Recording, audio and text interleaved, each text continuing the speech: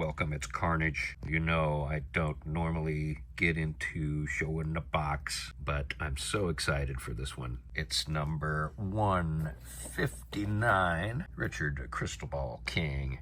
Taking a look at the back here, we see the alternate head sculpt. We see the shield. We see a helicopter that I don't think is the Dragonfly. Is that Snake Eyes? And looks like a crystal ball down there.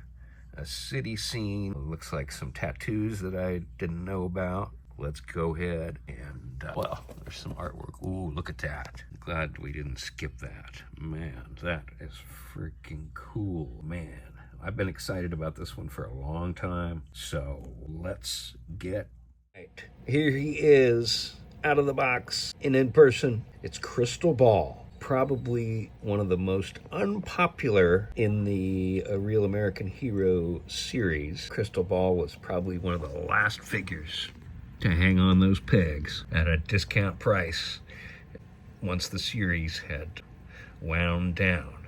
But now, as is the case often with the G.I. Joe Classified design team, with Lenny at the helm, they've turned an undesirable character into a very popular character. So here we see the version that is very similar to the original figure, down to the lenticular shield. I'm trying to avoid the glare there, and it's kind of difficult to catch the different images, but at least the camera does capture the one image very well.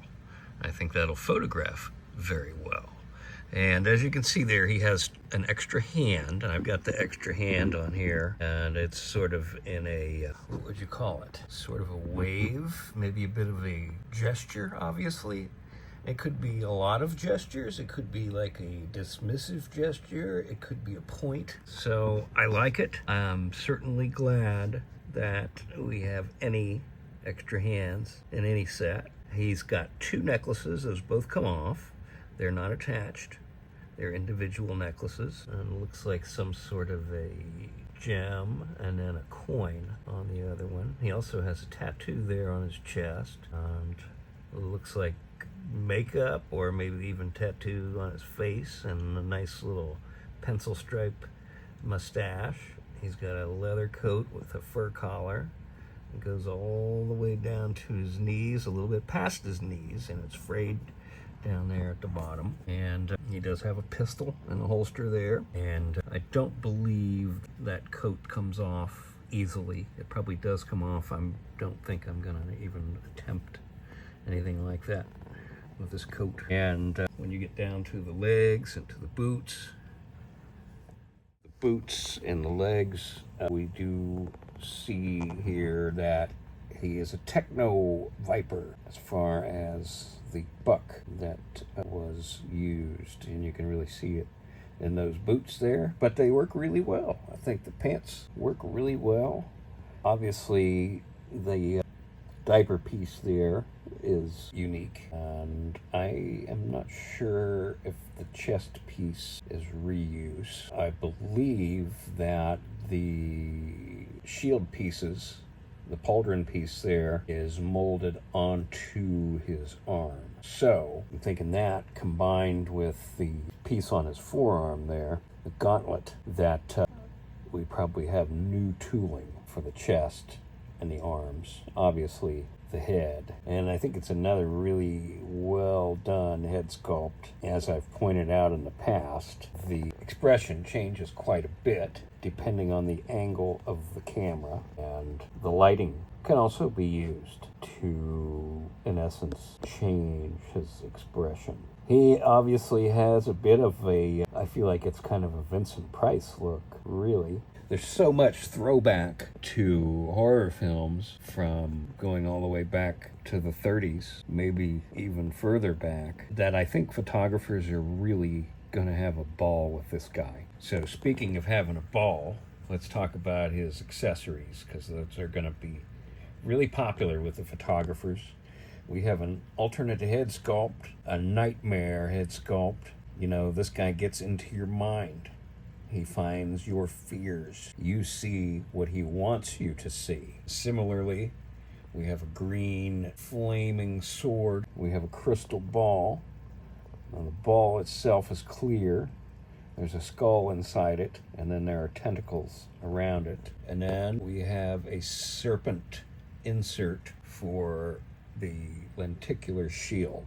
So in essence, you have two really different looks for him. You have the classic look, and we have sort of a nightmare creature look. So let's go ahead and take a look at his other look. Okay, here we have Crystal Ball and the corresponding accessories, the sword, the insert for the shield. They are all the same transparent green plastic that really catches the light. As you can see here, in some of my photos, I used specifically a green light. Here I have a blue light and a purple light behind, and they are really catching very well, in my opinion. Let's look at that head sculpt.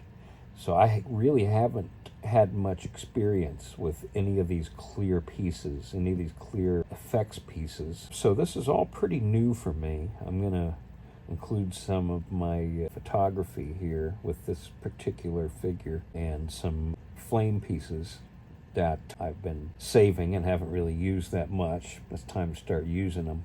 I got the right characters, and of course Blowtorch just arrived as well.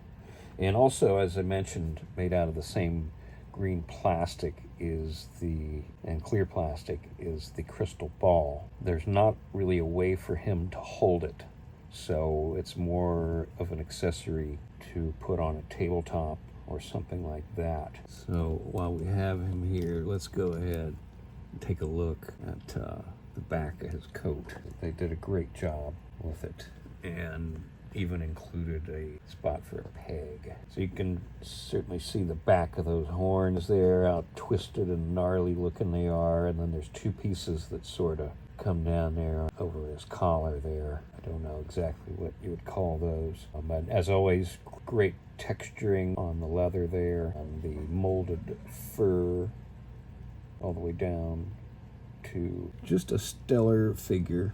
And I want to mention that with the shield, I ended up having to turn his hand upside down. The handle isn't really that substantial, and it just worked out a lot easier, and I didn't really want to bend that plastic. So again, really a lot of anticipation, and I ended up going with a private eBay seller down under to get this early, and I had it really quick. I was surprised how quickly it seemed like it just left Australia, and here it was. So the other thing I want to mention that I am using for him is the Atticus Doom expansion set enhancement kit, rather, from Mezco. I haven't had a chance to use all of these pieces yet, but I will. We have a lot of different things here. We have a really cool book that actually opens. We have scrolls. We have several